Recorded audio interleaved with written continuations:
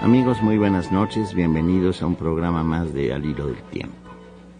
Voy a continuar hablando acerca del nacimiento de Jesús, porque es uno de los temas más entrañables, más bellos, más conmovedores de nuestra religión, de la religión que predomina en México, que es, dentro del cristianismo, el catolicismo. En ocasión anterior aludí a la manera o al carácter en que los evangelios narran los hechos de la vida de Jesús, y pues de conformidad con las observaciones más pertinentes, más atinadas, más sabias que se han hecho al respecto, se acepta ahora comúnmente la conclusión de que más que hechos históricos, más que biografías en el sentido literal del término, se trata de hagiografías, es decir, de narraciones de vidas sorprendentes, de vidas milagrosas, de vidas de santos.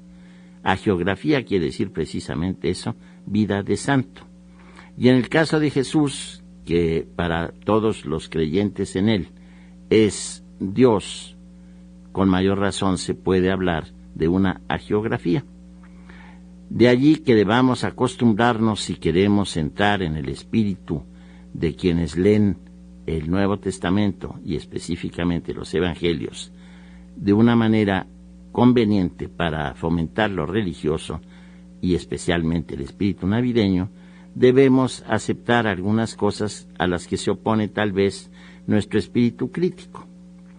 Pero en fin, ya no quiero abundar en estos temas y solo creo que es muy interesante aludir a ciertas costumbres de viejísimo cuño en nuestro país, en México, que tienen su origen en uno de los santos más importantes de la cristiandad, que es Francisco de Asís. Pues bien, una de las tradiciones más queridas, más imaginativamente llevadas por nosotros los mexicanos, es precisamente la de los nacimientos. En España se les llama pesebres, pero eso no tiene importancia. Nosotros les decimos nacimientos porque se está conmemorando precisamente ese momento absolutamente único en la historia de la humanidad, que es el nacimiento de quien llamamos familiarmente en México el Niño Dios. San Francisco, que fue un santo realmente descomunal, maravilloso, recibió, precisamente por el poder de su santidad, un privilegio notable, que fue el que en sus manos y en sus pies y en su costado se grabaran las llagas de Cristo. San Francisco es una de las grandes figuras de la cristiandad. Es uno de los santos más populares, pero no solo esto, uno de los más hondamente santos, valga la redundancia. Y Francisco, una vez en un pueblo italiano llamado Greccio, estaba por celebrar la Navidad y se le ocurrió la genial idea de que podía representarla de una manera teatral y que podía hacer que algunos individuos que estaban con él hicieran los papeles de los pastores, de Jesús, de la Virgen, etc. Y así nace ese original nacimiento. Él pone un pesebre en una cueva, se supone que en una cueva nació Jesús, y a partir de entonces esta tradición se ha ido perpetuando y por supuesto se ha ido modificando y convirtiendo en algo que incita mucho la imaginación de los creyentes. En México veo con tristeza que se ha perdido bastante la tradición de hacer nacimientos. Era una tradición que todos nosotros seguíamos respetuosamente y con mucho cariño, de manera independiente de si teníamos o profesábamos la religión católica o no. Las obras de arte que dio origen esta tradición son incontables, y lo mismo la actitud religiosa la actitud espiritual que profesamos todos aquellos que gozamos con estas cosas. El nacimiento, pues, o pesebre, como lo llaman en España, es una reactualización de lo que sucede. Es de rigor en los nacimientos mexicanos, y yo creo que en todos los nacimientos, poner en la cueva en donde nace Jesús dos animales, que son el asno y el buey. Si nosotros removemos y expurgamos el texto de los evangelios que aparecen en el Nuevo Testamento, los 4 evangelios de Mateo, Marcos, Lucas y Juan, no vamos a encontrar en ningún texto, en ningún momento de estos evangelios, que se hable de este asno y de este buey, por la sencilla razón de que la tradición cristiana, la mexicana entre otras, tomó a estos animales que están al lado del lugar de nacimiento, del pesebre en que nace Jesús, de los evangelios apócrifos. Es decir, que voy a decir algunos datos muy breves de lo que son los evangelios apócrifos y en general los libros apócrifos de la Biblia. El término no está perfectamente bien empleado. Apocripto en griego significa ocultar y apócrifos significa oculto.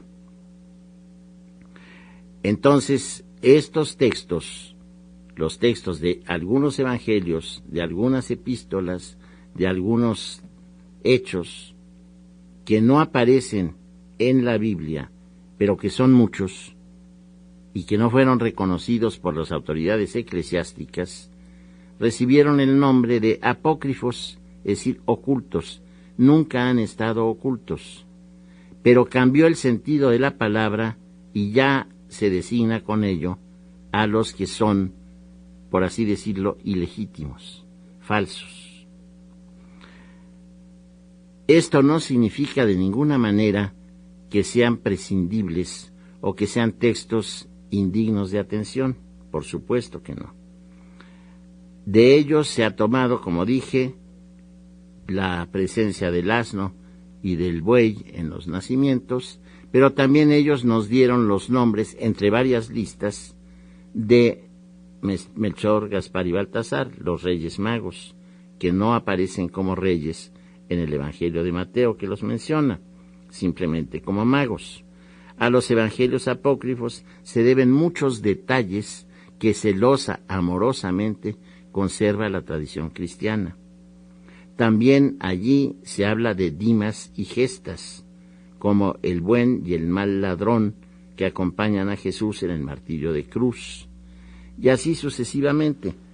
Con esto ustedes se darán cuenta de que sería absolutamente imposible y además torpe tratar de amputar todos estos datos tan conmovedores y tan bellos de la tradición que nos sigue rigiendo en México, en pro de una mayor higiene, si es que el término es válido, de lo que es el texto aprobado por la Iglesia. Pues bien, hay que tomar a los evangelios apócrifos para ir complementando muchos hechos, muchos pasajes que no aparecen en los evangelios canónicos, es decir, los evangelios que sí reconoce la Iglesia. Estos evangelios, estos hechos, porque en la confección, en la elección que se hizo para crear el Nuevo Testamento canónico, es decir, el obligatorio para los cristianos, solo se tomaron los hechos de los apóstoles, pero hay obras que son hechos de cada uno de los apóstoles. Hay hechos de Pedro, hay hechos de Pablo, en fin. Esto quiere decir que hay una enorme cantidad de textos apócrifos que supera con mucho el número de libros del Nuevo Testamento. Y repito, dentro de estos libros, dentro de estas tradiciones, hay muchísimas que, aunque no sepamos, forman parte del acervo religioso de todos nosotros. Pues bien, el nacimiento de Jesús tiene, no en el momento en que ocurre, pero sí relativamente poco tiempo después, un efecto prodigioso, en el que algunos historiadores y pensadores han visto un indicio de la divinidad de Jesús. Y es que precisamente por su trascendencia, por la inmensidad de su mensaje, por la bondad, por el cambio moral que él representa para la humanidad, se invierte el curso de los tiempos. Y a partir aproximadamente del siglo IV se empieza a contar al revés todo lo que ocurre antes de la llegada de Jesús al mundo. Recordemos que las fechas prehistóricas, mejor dicho, precristianas, se cuentan al revés. Fulano de tal nació en el año 500 y murió en el año 450. Esto sería imposible en la contabilidad que rige a partir de Jesús, pero es perfectamente lógico en la anterior a Jesús. Fulano de tal nació el año de 1500 y murió en el año 1589, claro, 89 años más tarde, pero se invierte esto, repito, en las fechas precristianas. Cuando hay una figura religiosa que tiene poder suficiente para lograr que el tiempo se invierta, creo que nos debemos dar cuenta de que estamos enfrente de un coloso, de un individuo probablemente divino. En los evangelios canónicos, es a veces para quienes tenemos interés vivo en estas cosas, desesperante no encontrar muchos datos.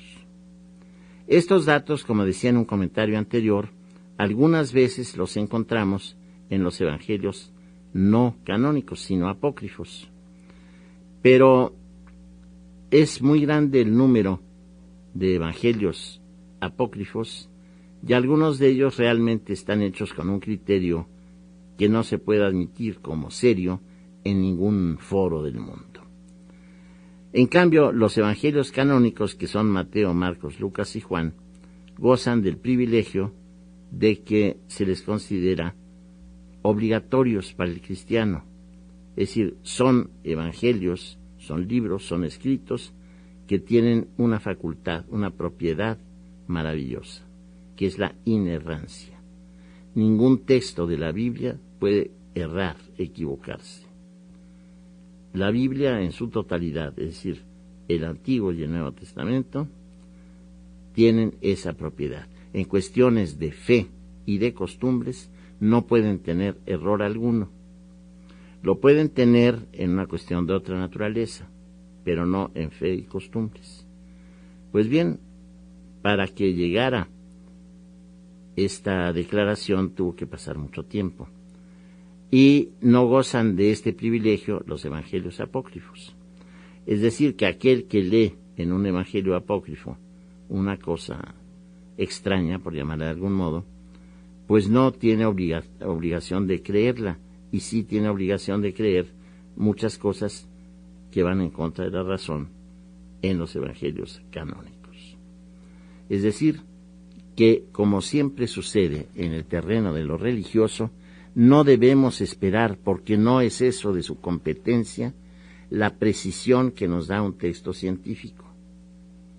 No tiene nada más remoto de la ciencia que la religión. Si en algún momento han confluido, se ha debido a circunstancias totalmente eventuales, pero son dos terrenos del humano. Muy bien. El Evangelio de San Mateo habla con una economía, pues, a mi juicio, hostigante de lo que pasa con Jesús. No es el único evangelio en donde Jesús, pues, aparezca con ciertas características que no se encuentran en otros. Los evangelios de Mateo, Marcos y Lucas y Juan, lo dije en mi comentario anterior, son distintos en su naturaleza. Los tres primeros siguen más el espíritu de hagiografía, tratan de describir con mayores pormenores los hechos y las actitudes y las prédicas de Jesús, y se llaman por ello estos tres primeros, Mateo, Marcos y Lucas, evangelios sinópticos, es decir, aquellos que se pueden leer de una ojeada y van a encontrarse en gran coincidencia entre sí. El cuarto, el de Juan, que se ha llamado metafísico, filosófico, teológico y de distintas maneras, tiene otra estructura. Entonces no puede hablarse de que los 4 documentos fundamentales que acepta la Iglesia sobre la historia de Cristo sean los mismos, de la misma naturaleza. Ahora bien, cuando nosotros hablamos de Jesús, solemos decir Jesús, Cristo o Jesucristo, que une las dos palabras. Es muy importante que estemos conscientes de lo que decimos. Un nombre muy común en la época en que nace Jesús es precisamente este, Jesús. El nombre tiene varias formas. La forma larga es Yehoshua y quiere decir salvación. La forma abreviada es Yeshu, con el mismo sentido, salvación.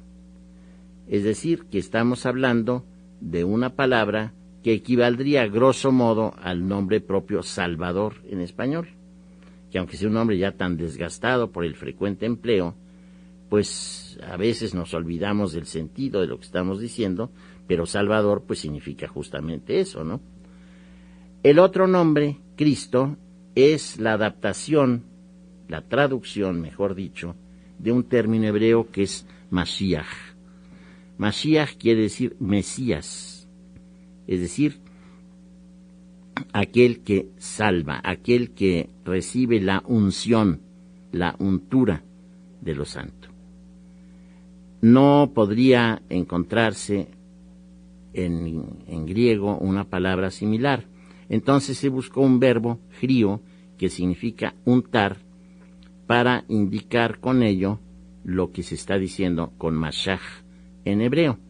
Entonces se confeccionó una palabra que es Christos y que significa el ungido, el untado. ¿Qué se quiere decir con eso?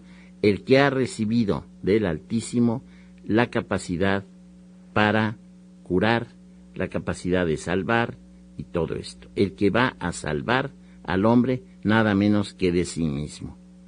Porque lo que es característico de la misión de Jesús en la tierra es que viene, dicen los teólogos, a enseñarnos a todos los hombres a cómo liberarnos de nuestras pasiones, de nuestras bajezas, de nuestras mezquindades.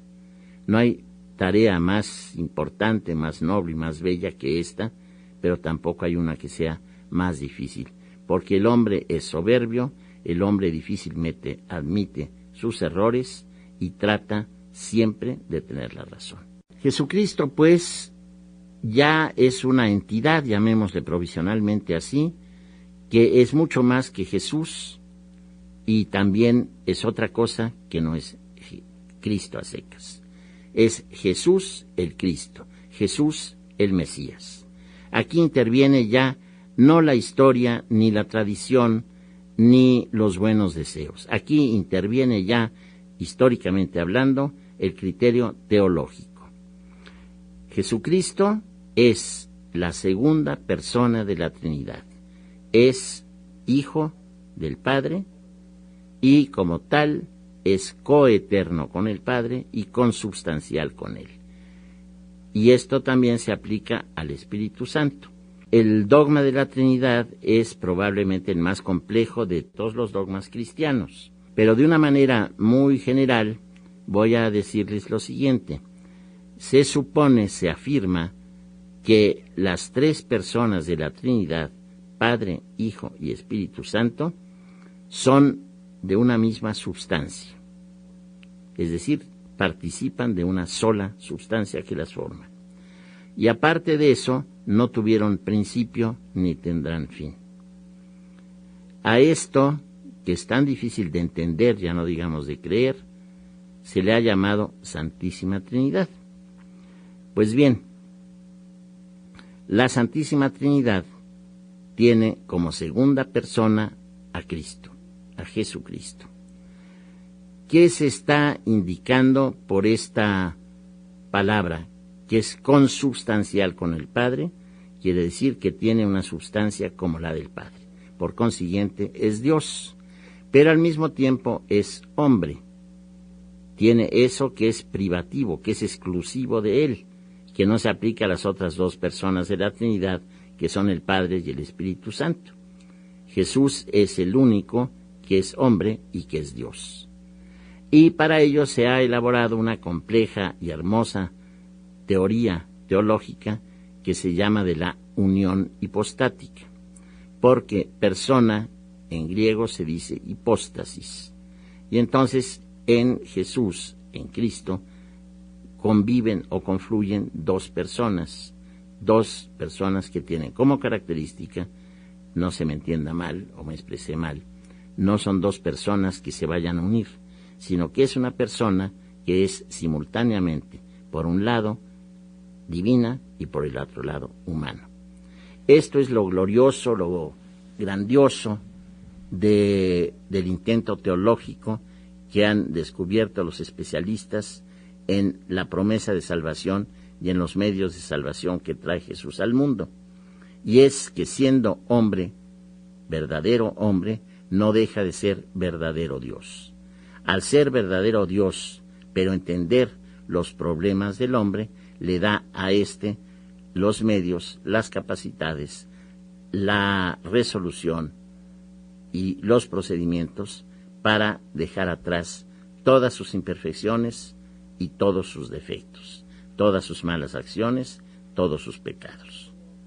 Bueno, creo que el mejor propósito de Navidad es, después de mis torpes palabras, desear a todos ustedes, en este México que por fortuna está cambiando y que creo que a todos nos inspira bastante optimismo, desear a todos ustedes la mayor felicidad, la mayor capacidad de amor y de convivencia con todos. Es ocasión en que todos los mexicanos nos unamos y que tratemos de ayudarnos y de revivir con esto lo más bello de esta doctrina y de esta religión, que es precisamente la comprensión, el amor, la caridad y, a través del conocimiento, el refuerzo del amor. Espero que el año que viene volvamos a encontrar, y lo vamos a hacer por supuesto, muchas cosas que decir acerca de esta figura impar de la historia universal, que es Jesús, pero no quiero dejarme en el tintero la consideración quizá más importante que define o caracteriza al Jesús que en México se adora y se respeta. Es un individuo que tiene muchas características mágicas, muchas de ellas de origen idolátrico, pagano, como también la Madre de Jesús, la propia Virgen de Guadalupe. En una palabra, las figuras capitales del catolicismo o del cristianismo mexicano son muy especiales, no las perdamos. No quiero meterme en terrenos difíciles, no se trata en lo absoluto de respaldar nada que tenga que ver con la cuestión herética, por supuesto que no. La manera en que el mexicano adora a estas figuras es excepcional, porque es profunda, porque es cariñosa y, quiero que se me entienda bien, porque carece del respeto reverencial. Con lo cual quiero decir que tratamos con cierta familiaridad bienvenida a la Virgen, a San José y a Jesús, a esa terna extraordinaria que son los personajes principales de lo que está sucediendo, lo que sucedió en el tiempo por estos días, el advenimiento a la tierra del Salvador de los hombres. Muchísimas gracias, nos veremos en la próxima semana y entre tanto que tengan muy buen tiempo. Otra vez gracias por su atención.